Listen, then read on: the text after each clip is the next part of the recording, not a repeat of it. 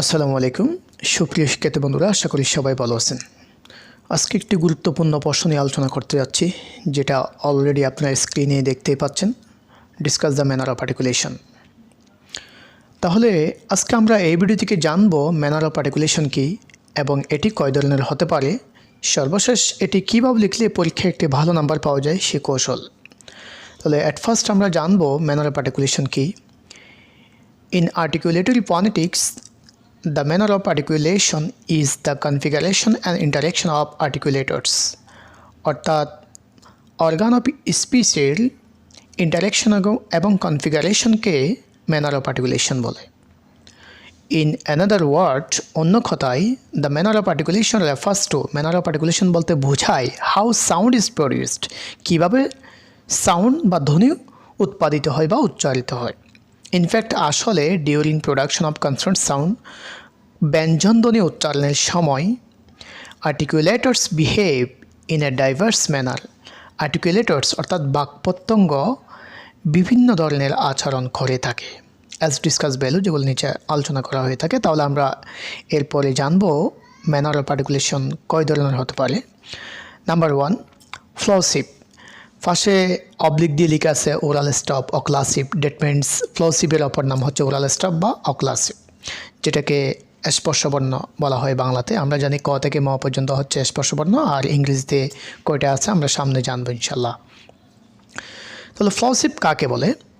During production of this sound, অর্থাৎ ফ্লোসিভ সাউন্ডগুলো উচ্চারণ করার সময় the air flow is completely blocked at some points.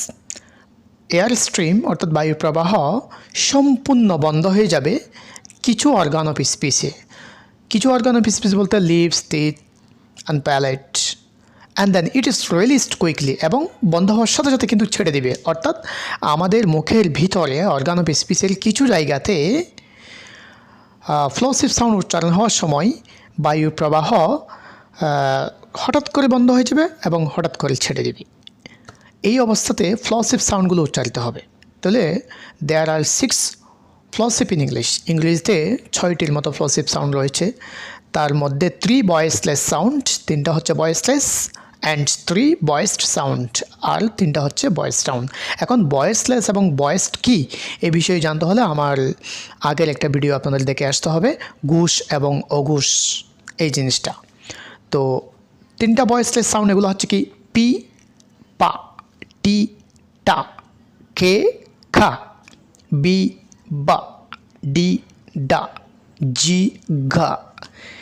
আমরা অ্যালফাবেট অনুযায়ী যে জিনিসটা ছোটোবেলায় শিখেছি, পি, টি, কে, এগুলো সাউন্ডে যখন আইপি অনুযায়ী বলতে হবে পি, পা, টি, টা, খে, খা, এভাবে বলতে হবে।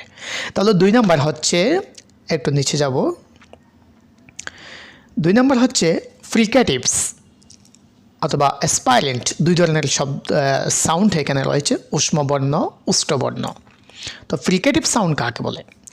During producing of the sound, অর্থাৎ ফ্রিকেটিভ সাউন্ড উচ্চারণ হওয়ার সময় বা উচ্চারণ করার সময় air flow passes through a narrow channel between 2 articulators, makes audible friction like some kind of hissing sound. অর্থাৎ এই ফ্রিকেটিভ বা অ্যাসপাইরেন্ট সাউন্ডগুলো উচ্চারণ করার সময় এয়ার ফ্লো, এয়ার স্ট্রিম অর্থাৎ লাংস থেকে বাতাস, বায়ু প্রবাহটা নেরো চ্যানেলের মাধ্যমে যাবে বিটুইন 2 আর্টিকুলেটরস, 2টি আর্টিকুলেটর মাঝখানে হয়ে, অ্যান্ড মেক্স অডিবল ফ্রিকশন, এবং এক ধরনের ঘর্ষণ ধ্বনি হবে, তৈরি করবে, like some kind of hissing sound, মানে ছি ছি এই ধরনের শব্দ বের করবে।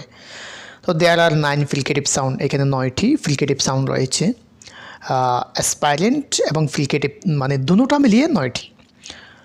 তো 4 ফ্রিকেটিভ ভয়েসড সাউন্ড, এই 9টি থেকে 4টি হচ্ছে ভয়েস সাউন্ড অর্থাৎ ঘুষ ধ্বনি, যেমন ভি, ভা, যেটা ভি এর পরে আসছে ওটা হচ্ছে কি দ। আমরা দিস, দ্যাট উচ্চারণ করতে যেই দ উচ্চারণ করি এটা হচ্ছে দ। এরপরে জেট, জ, জেট, জ। এরপরেটা হচ্ছে কি আমরা ঝ উচ্চারণ করব, ঝ, ঝ, ছ, ছ, এভাবে। একটু আমরা সিরিয়ালে আসব। 1 নম্বরে রোমান 1-এ ভি ভার্ব ভার্ব ভিভিড। এরপরে 2 নম্বরটা হচ্ছে কি দ্য ড্যাট দিস। এরপর 3 নম্বরটা হচ্ছে জেট জেট ঝো জি। এরপরটা হচ্ছে কি ঝ এলিজন বিজন। আমরা এটা ভীষণ বলি, কিন্তু আসলে সঠিক প্রনাউন্সিয়েশন করতে গেলে ভিজন ঝ উচ্চারিত হবে। 5 ফ্রিকেটিভ ভয়েসলেস সাউন্ড। 5টি হচ্ছে কি ফ্রিকেটিভ ভয়েসলেস সাউন্ড অর্থাৎ অঘোষ। এফ ফা। এরপরটা যেটা আছে সেটা হচ্ছে কি থ থ। আমরা থ্যাংক ইউ বলতে থিং বলতে যে সাউন্ডটা উচ্চারিত হয় টিএইচ মিলে ওইটা হচ্ছে কি থ।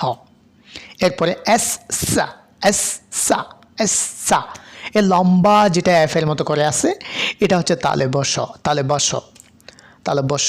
এরপরটা আমরা জানি এইচ পর হ এইচ হ এইচ হ। এইচটা আমরা আলফাবেট হিসেবে বলি আর আইপিএস সাউন্ডে হ। আচ্ছা, আমরা বাই সিরিয়াল একটু এক্সাম্পল দিয়ে যাব। এফ ফ ফান ফ্যান। আচ্ছা, 2 নাম্বার থ থ্যাং থ্যাং থিং। এস স 6। এরপরে 4 নাম্বার শ শ শ শ শ এভাবে শ mansion mansion mission. 5 number H হ হবি হবি হিউম্যান। আচ্ছা, 3 নাম্বার হচ্ছে অ্যাফ্রিকেটস বা সেমি প্লসিভ। এটা একদিকে দেখা যাচ্ছে অ্যাফ্রিকেট, অন্যদিকে দেখা যাচ্ছে সেমি প্লসিভ। আচ্ছা, affricate sound begins as a stop. Affricate সাউন্ডটা উচ্চারণ হওয়ার শুরুতেই স্টপের মতো শুরু হবে। Nearing tip of the tongue against the back of the top tip. এটা যাদের ইচ্ছা বলবেন, নাহলে দরকার নাই। And concludes with a fricative sound like friction. এবং এটি শেষ হবে ফ্রিকেটিভ সাউন্ডের মতো লাইক ফ্রিকশন অর্থাৎ ঘর্ষণ ধ্বনি দিয়ে শেষ হবে। অর্থাৎ এটি সেমি ফ্লোসিভ বলার কারণ হচ্ছে কি এটি ফ্লোসিভের মতো শুরু হবে, ফ্রিকেটের মতো শেষ হবে। আচ্ছা, ইংলিশ হ্যাজ অনলি 2 অ্যাফ্রিকেট সাউন্ড। ইংলিশে শুধুমাত্র 2টি অ্যাফ্রিকেট সাউন্ড রয়েছে। 1 নম্বর হচ্ছে চ, যেটা সিএচ এর উচ্চারণটা হয়, যেমন টিচা টিচা। এখানে সিএচ এর যেটা চ টিচা। আর এটার সিম্বলতে একটু আমাদের লিখতে বা বুঝতে একটু কষ্ট না হয় মতো ভালো করে লিখে নিতে হবে।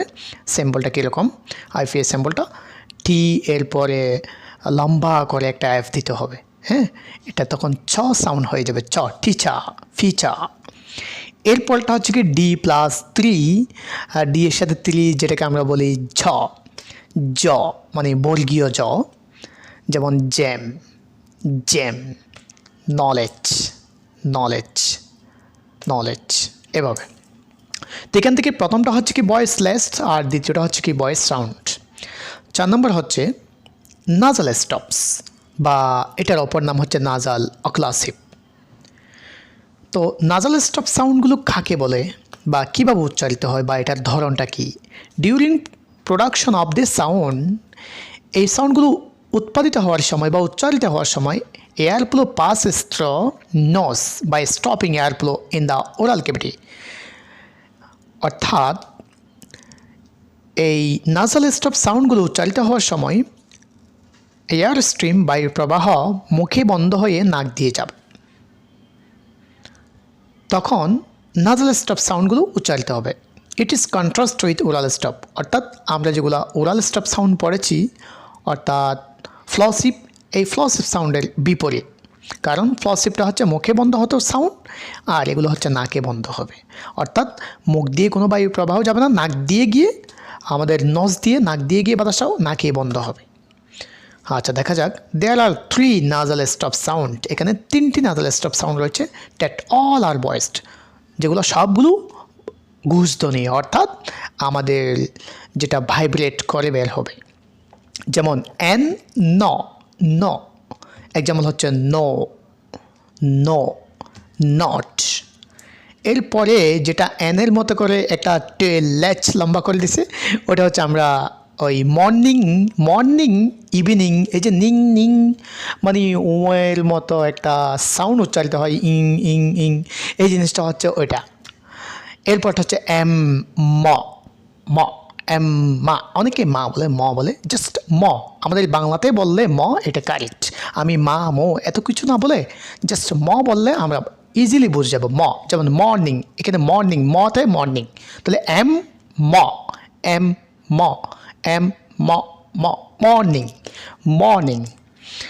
5 নাম্বার হচ্ছে lateral sound, lateral consonant sound. During production of this sound, এই সাউন্ডটা উচ্চারণ হওয়ার সময় the air flow passes at both sides of the tongue, tongue জিহবার উভয় পাশ দিয়ে, এই আমাদের জিহবার উভয় পাশ দিয়ে এয়ার স্ট্রিম চলে যাবে, বের হবে, জিহ্বার উভয় পাশ দিয়ে বাতাস বের হয়ে এই সাউন্ডটি উচ্চারিত হবে। There is only a lateral consonant sound, L for ল, এল, ল, এল হচ্ছে ইংলিশ আলফাবেট, আর এটাকে যখন আইপিএতে বলবো ল, ল, এল, ল। কেমন আমাদের বাংলার সাথে অনেকটা মিল আছে ইংলিশটা। আমরা যে মানে এল পড়ি, এটার সঠিক আইপিএটা হচ্ছে কি ল, ল, ল। কেমন লুক, লিলি, হ্যাঁ, লাইসি, এভাবে লাইক, ল, ল উচ্চারণটা। ইট ইজ ভয়েস সাউন্ড, এটি হচ্ছে ঘুষধ্বনি। 6 number approximate or semi vowel sound, approximate or semi-vowel sound during production of the sound, এই সাউন্ডগুলো উচ্চারণ করার সময় two articulators close together without touching each other, air flow remains free. অর্থাৎ approximate বা semi vowel উচ্চারণ করার সময় দুটি আর্টিকুলেটরস বা অর্গান অফ স্পিচ বা বাক প্রত্যঙ্গ কাছাকাছি যাবে, তবে টাচ করবে না। ফলে আবার এদিকে কী হবে, air flow remain free, air flow কিন্তু বাতাসটা কিন্তু ফ্রি থাকবে, ফ্রিলি উন্মুক্তভাবে যাবে। ফর দিস রিজন, এই কারণে, অর্থাৎ আপনার আর্টিকুলেটরস বা অর্গান অফ স্পিচ বা বাক প্রত্যঙ্গ কাছাকাছি যাবে, টাচ করবে না, বায়ু প্রবাহ সঠিক থাকবে। তো এই দিক থেকে এটা সেমি বাওয়েল বলা হচ্ছে। For this reason they are called semi vowel sound.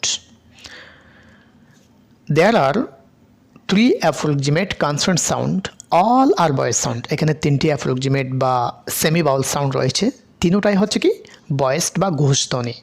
এখানে ঘোষধ্বনি ও ঘোষধ্বনি এটা এই প্রশ্নে না বললেও চলবে, বলা দরকার নাই, আমি একটু মেনশন করে দিয়েছি একটু সুবিধার মানে বোঝার সুবিধার্থে।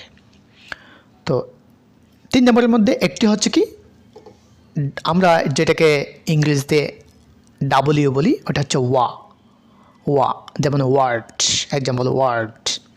এরপরে যেটা আমরা জ্যা বলি ওটা হচ্ছে ইয়া বা ইও, যেমন ইয়ামি, ইউনিটি।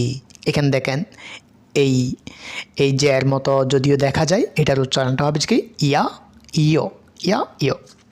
এরপরে যেটা আর বলি ওটার সাউন্ডটা হচ্ছে আইপি সাউন্ড হচ্ছে র, যেটা বাংলাতে র বোঝাবে, রাউন্ড, রিট, র। এটা কঠিন করে যদি কেউ বোঝাতে চাইলে আপনার ওই জিনিসটা না দেখাই বেটার, কারণ যত সহজে বলা যায়, যেমন আমরা ইংরেজি আলফাবেটে বলি এটাকে আর, কিন্তু আইপি অনুযায়ী আমাদের বলতে হবে র। কেমন?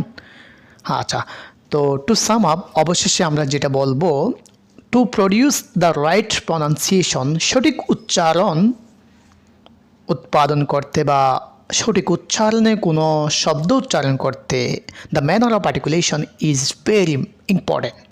ম্যানার অফ আর্টিকুলেশন হচ্ছে খুব বেশি ইম্পর্টেন্ট।